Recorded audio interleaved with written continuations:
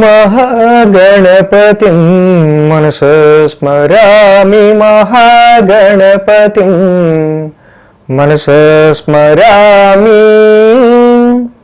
TR creations family అందరికీ నా హృదయపూర్వక ధన్యవాదాలు.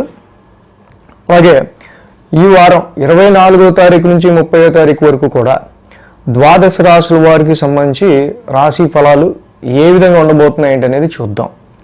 ఈ వారం మేజర్ ట్రాన్సిటల్ చేంజ్ విషయానికి వస్తే మనం గమనించాల్సింది ఏంటంటే, ఇక్కడ శుక్రుడి యొక్క మార్పు కర్కాటకంలో జరిగింది. శుక్రుడు కర్కాటకంలో సంచారం మొదలు పెడుతున్నారు. అలాగే ఇంకా రవి కూడా సింహరాశిలోకి వచ్చి ఉన్నారు. సో శుక్రుడు రవి మారడం, అలాగే చంద్రుని యొక్క సంచారం కూడా మనం చూస్తే కనుక సింహం, కన్య, తుల, వృశ్చికం, సో ఈ 4 రాశుల మీదుగా చంద్రుని యొక్క గమనం కూడా ఉంది. ఇక మిథునంలో గురుడు, కర్కాటకంలో బుధ శుక్రులు, సింహంలో రవి కేతువులు, కన్యలో కుజుడు, అలాగే కుంభంలో రాహువు, మీనంలో శని భగవానుడు. సో ఈ విధమైన గ్రహస్థితి ఆధారంగా ద్వాదశ రాశుల వారికి సంబంధించి రాశి ఫలితాలు ఏ విధంగా ఉండబోతున్నాయి, ఈ వారం ఏంటనేది మనం ఇప్పుడు చూద్దాం. కుంభరాశి వారికి సంబంధించుద్దాం. కుంభరాశి వారికి పంచమంలో గురుడు, షష్టమంలో బుధుడు, 2 గ్రహాల యొక్క అనుకూలత కుంభరాశి వారికి కనిపిస్తూ ఉంది. యాక్చువల్గా కొంచెం గ్రహాల యొక్క అనుకూలత గత వారం కొంచెం ఎక్కువ ఉంది, ఇక్కడ కొంచెం తక్కువగా ఉన్నట్టుంది. ఎందుకో చూద్దాం. సో ఇక్కడ ఈ రాశికి చూస్తే మెయిన్ ఏంటంటే శుక్రుడి యొక్క సంచారం షష్టమ స్థానంలో మొదలవుతుంది. కొంచెం శుక్రుడి యొక్క ఎఫెక్ట్, శుక్రుడి యొక్క బలం తగ్గింది. అలాగే సేమ్ ఇక్కడ రవి కూడా ఈ రాశి వాళ్ళకి సంబంధించి సప్తమ స్థాన సంచారం మొదలుపెట్టారు. సో రవి యొక్క బలం కూడా తగ్గింది. ఆల్రెడీ కుజుడికి అష్టమంలో ఉన్నాడు. అష్టమంలో కుజుడి ఎఫెక్ట్ కూడా మనకు కనిపిస్తూ ఉంది జనరల్గా. సో ఏదైనా ఈ రాశి వాళ్ళకి సంతానం గురించి చేసే ప్రయత్నాలు కావచ్చు, మీ పిల్లల పురోగతి గురించి కావచ్చు, పిల్లల డెవలప్మెంట్ గురించి కావచ్చు, అభివృద్ధికి సంబంధించి తీసుకునే నిర్ణయాలు చాలా వరకు ఫేవర్ అవుతాయి. సో తప్పకుండా కుంభరాశి వాళ్ళు చాలా మంచి ప్లానెడ్గా ముందుకెళ్తే కనుక జాబ్లో కూడా మంచి ఆఫర్స్, ఉన్న జాబులోనే ఇంకొంచెం బెటర్గా పొజిషన్కి వెళ్ళడానికి, కొత్త జాబులు రావడానికి కూడా ఆస్కారాలు చక్కగా మీరు ట్రై చేసుకుంటూ ముందుకు వెళ్ళొచ్చు. షష్టమ స్థానంలో కూడా బుధుడి యొక్క సంచారం అనుకూలంగా ఉంది. శుక్రుడు కూడా ఉన్నాడు అక్కడ, చూద్దాం. సో 7, 8, 9, 10 స్థానాల మీదుగా చంద్రుని యొక్క సంచారం ఉంది. 7, 8, 9, 10 స్థానాల మీదుగా చంద్రుని యొక్క సంచారం ఉంది అక్కడ. కాబట్టి ఆదివారం, శనివారం అంటే వారం ప్రారంభం, వారాంతం 2 రోజులే బాగున్నాయి. మిగతా రోజులు ఎలా ఉన్నాయో చూద్దాం. సో ఇక్కడ వారం ప్రారంభం చూసినప్పుడు కూడా సప్తమ స్థానంలో చంద్రుడి యొక్క సంచారం ఉంది. సప్తమంలో చంద్రుడు ఏగిస్తాడు జనరల్గా, ఓకే. బట్ అది పక్కన పెడితే రవి యొక్క సంచారం కూడా కేతువుతో కలిసి ఉంది. బట్ ఇన్ దిస్ టైం వ్యాపారంకి సంబంధించి తీసుకునే నిర్ణయాల విషయంలోనూ, ట్రేడింగ్కి సంబంధించి కావచ్చు, కాంట్రాక్ట్ విషయాల్లో కావచ్చు, మ్యారిడల్ లైఫ్ అండ్ మ్యారేజ్ మ్యాచెస్ విషయాల్లో కూడా ఒక రకమైన సమ్ సాటిస్ఫాక్టరీ రిజల్ట్స్ అనేవి తక్కువ ఉన్నాయి. సో ఇక్కడ చాలా వరకు మ్యారిడల్ లైఫ్ని కొంచెం మనం దానికి ఇంపార్టెన్స్ సరిగ్గా ఇవ్వట్లేదనో ఇలాంటివి కొన్ని వచ్చే ఆస్కారాలు ఉంటాయి. బిజినెస్లో అయితే బిజినెస్ పార్ట్నర్షిప్తో కూడా కొంచెం డిసాటిస్ఫాక్షన్ రిజల్ట్స్ ఉంటూ ఉంటాయి. బట్ ఇలాంటి వాటిని కొంచెం మీరు చూసుకుని కేర్గా వీటి విషయాల్లో కొంచెం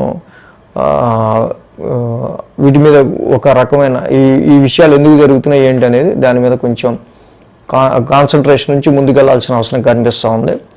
సోమ, మంగళ, బుధవారాల్లో మనం చూస్తే చంద్రుడి అష్టమ స్థాన సంచారం ఈ రాశి వాళ్ళకి మెయిన్గా వృత్తి ఉద్యోగాలకి సంబంధించిన విషయాల్లో కొంచెం ఆటంకాలు అనేవి కావచ్చు, స్ట్రెస్ కావచ్చు, స్ట్రెయిన్ కావచ్చు, చివరి నిమిషంలో పని పెండింగ్ పెట్టి చేసుకునే విషయాల వల్ల అనవసరమైన టెన్షన్స్ పడే ఆస్కారాలు సోమ, మంగళ, బుధవారాల్లో మనకి ఎక్కువ కనిపిస్తూ ఉన్నాయి. అలాగే ఈ రాశికి సంబంధించి మెయిన్గా షార్ట్ జర్నీస్లో అయినా చిన్నవాటి ప్రయాణాలు చేసే విషయంలో కొంచెం జాగ్రత్తగా ప్రయాణాలు చేయాల్సిన అవసరం ఉంది.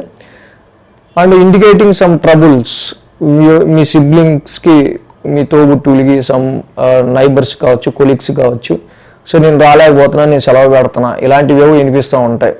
సో దానివల్ల పక్కన రాకపోవటం వల్ల మనకి డబుల్ వర్క్ పడే ఆస్కారాలు కూడా ఉంటాయి కదా. సో ఇలాంటివి ఏవో సోమ, మంగళ, బుధవారాల్లో కొంచెం ఎక్కువ కనిపిస్తున్నాయి. ఎందుకంటే ఇక్కడ కార్నర్ ఎక్కువైపోయింది. శని కుజుల యొక్క సంసప్తం జరుగుతుంది, చంద్రుడి యొక్క స్థాన సంచారం కూడా అష్టమంలో ఉండటం, ఏలినాటి శని ఎండింగ్ ఫేస్ ఉండటం, ఇదంతా కూడా అటు ఫ్యామిలీ ఎన్విరాన్మెంట్కి ఒక పక్క ఫైనాన్షియల్గా, ఇంకో పక్క ఈ ప్రొఫెషన్ పరంగా ఈ యొక్క టెన్షన్స్ అనేవి కొంచెం మనకి సోమ మంగళ బుధవారాల్లో ఎలివేటెడ్గా కనిపిస్తున్నాయి.